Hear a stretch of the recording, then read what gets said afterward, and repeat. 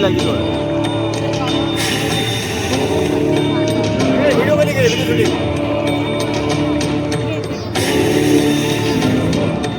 तो आइए प्रवेश करते हैं एक कालातीत कथा में, जिसकी काल गणना असंभव है। घटना युगों पहले की है कि जब अनेक अंतरिक्षों में अनेक ग्रहों पर उद्भव, पालन और संहार हो रहा था। अर्थात कई सारी सृष्टियों का प्रादुर्भाव और विलय हो रहा था। कई वहाँ की सभ्यताएं विकसित हो रही थी तो कोई नष्ट हो रही थी, और वर्तमान में भी यही क्रम अनंत कालों से चल रहा है और अनंत कल्प कल्पांतरों तक चलता ही रहेगा। यह अंतहीन क्रम है, परंतु यह घटना इस पृथ्वी नामक ग्रह की है कि जब यहाँ सब कुछ निशब्द था, समस्त पृथ्वी जल आप्लावित थी, तभी भगवान विष्णु ने वराह रूप धारण कर पृथ्वी के कुछ भाग को जल से बाहर निकाला, जिससे कालांतर में इस पृथ्वी पर जीव पनपने लगा। और एक बड़ी काल गणना के बाद यहाँ मानव पैदा हुआ, किंतु उसे किसी प्रकार का बोध नहीं था, किसी भी प्रकार की अभिव्यक्ति की समझ नहीं थी। ना तो उस समय शब्द था, ना कोई वर्णाक्षर। चराचर जीव जगत अपने अपने समूह में एक मूक दृष्टि से एक दूसरे को निहारते थे, लेकिन कुछ भी अभिव्यक्ति नहीं कर सकते थे।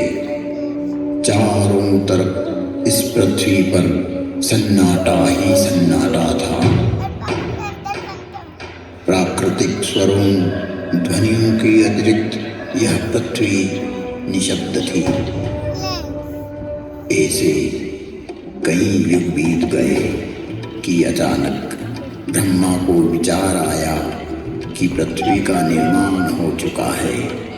विष्णु ने अपनी व्यवस्था भी व्यापित कर दी है, लेकिन शब्द की उत्पत्ति कौन करेगा? बिना वाणी अभिव्यक्ति कैसे हो पाएगी?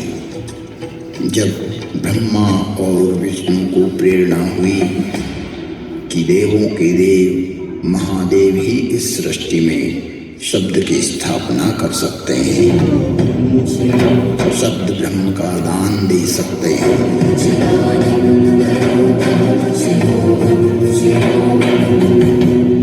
परंतु शिव का समय अधिकतर समाधि में ही व्यतीत होता था। जगत में वेद की स्थापना के लिए,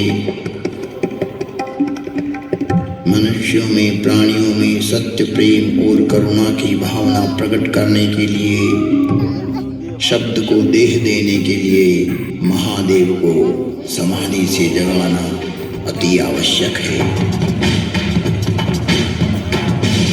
जब ब्रह्मा, विष्णु और सारे देवताओं ने महर्षि पाणिनि को प्रेरणा की कि वो महादेव को प्रसन्न कर जगत में शब्द प्रकट करने की प्रार्थना करें,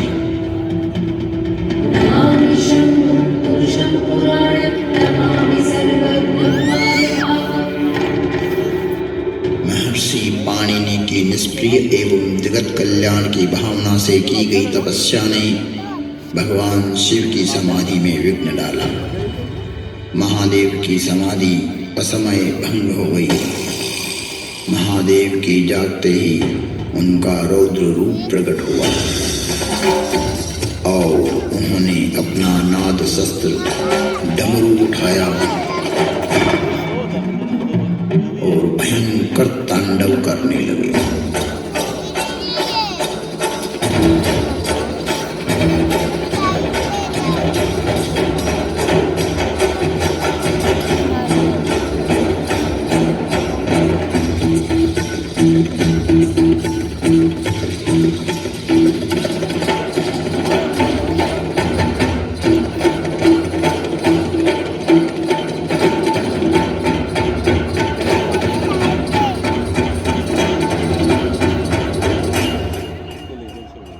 इतना भयंकर तांडव किया